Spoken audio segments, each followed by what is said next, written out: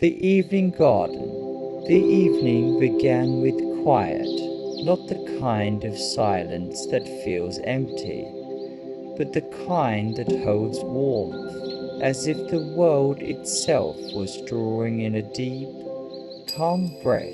The sun had only just slipped beneath the horizon, leaving the sky washed in shades of lavender and soft rose, while the first stars began to glow, hesitant and tender, above the rooftops of the small town. At the heart of the town stood a garden. It was not grand, not the kind of place that tourists would write about or artists would flock to capture.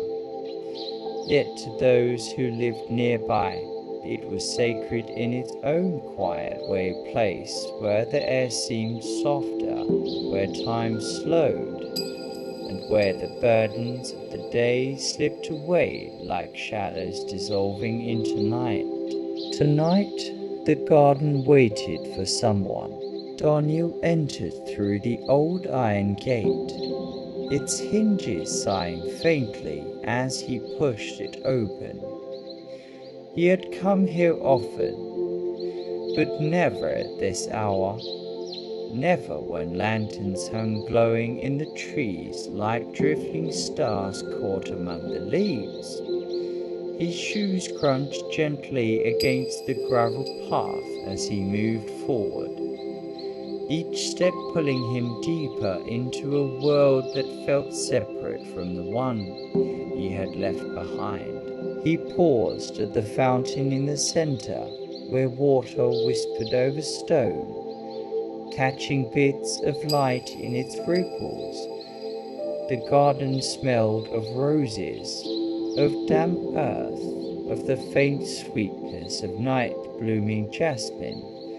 It felt alive, but hushed, as though waiting for a story to unfold. He was not alone.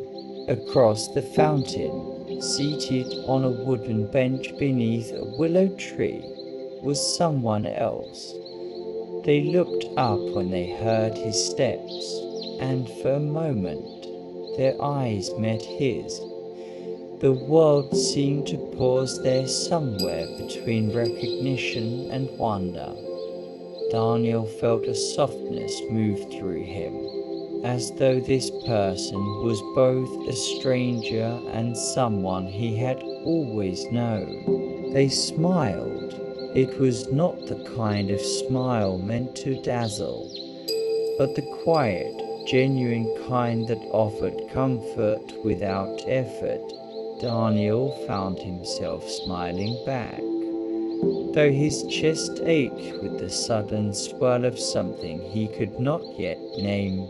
He crossed to the bench, and when he asked if he might sit, their answer was a simple nod, accompanied by the shifting of space beside them.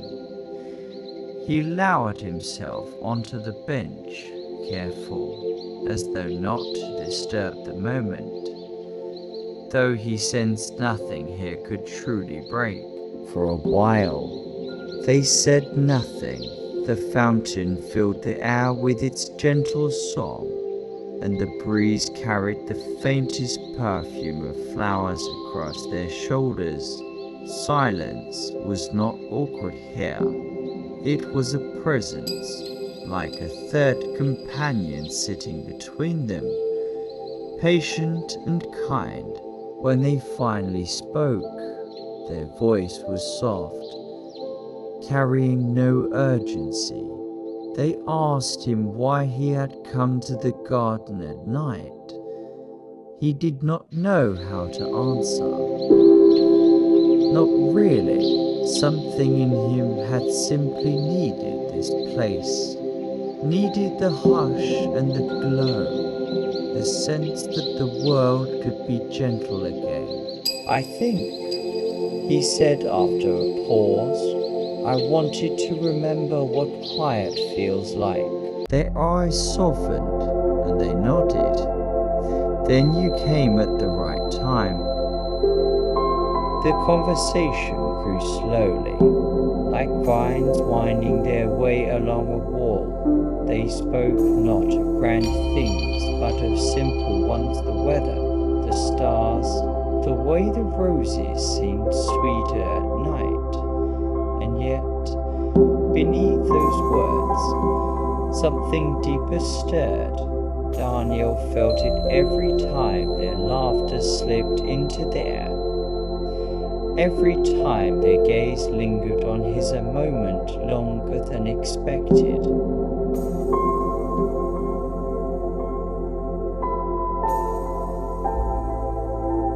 The lanterns swayed above them, painting the night with shifting gold. Moths circled lazily around the glow, and somewhere beyond the walls, a nightingale began to sing. At last they rose, and with a gesture invited him to walk. Together they moved along the path, their steps falling into rhythm with surprising ease. The garden unfolded before them in winding turns, hedges thick with blossoms, narrow stone bridges crossing over trickling streams, open spaces where the grass glowed faintly in moonlight.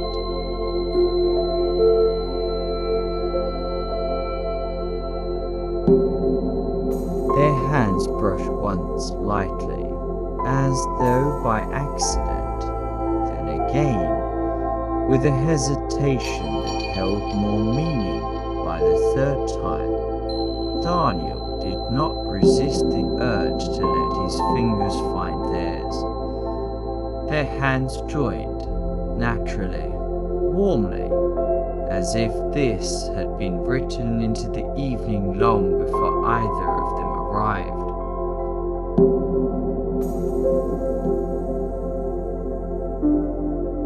They said little as they walked. Words were no longer necessary. The night itself seemed to speak for them: the rustle of leaves, the murmur of water, the chorus of insects hidden in the grass. Daniel felt the world soften around him, felt his heart ease in a way it had not in years.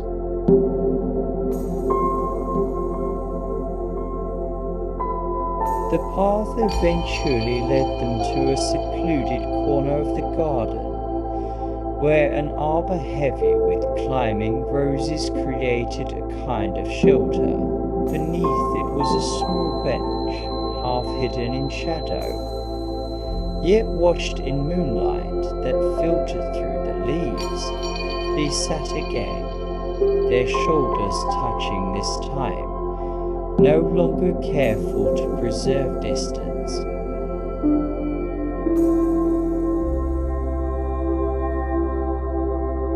The air between them grew charged, not with urgency, but with something tender, something steady. Daniel turned to them, and when their eyes met his again, the world felt impossibly still. He leaned closer slowly, and when his lips found theirs, it was not a kiss of longing, but of recognition, gentle, unhurried, as though sealing a truth that had always been waiting.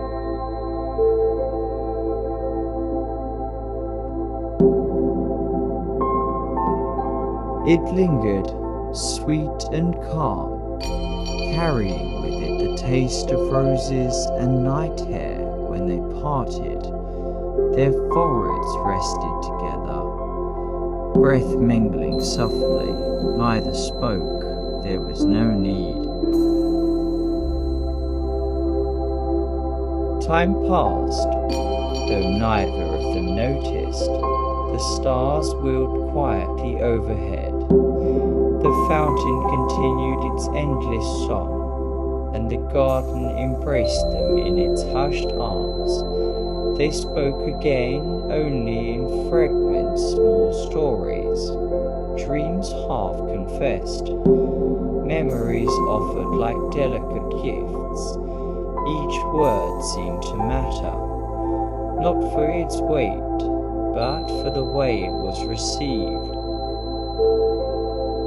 Eventually, Daniel leaned back, his head against the wooden slats of the bench, and felt the weight of weariness settle in his body. It was not the heaviness of burden, but the gentle tug of rest. The person beside him shifted closer, their arms slipping around him, drawing him against their shoulder. He let himself sink there, safe, steady, held. The night stretched onward, stars scattering more brightly above. He felt their lips press once against his temple, so soft it was almost a dream, a blessing, a promise. And with that, his eyes drifted closed, and the garden, the night, the gentle warmth of the one beside him, all of it carried him seamlessly into sleep.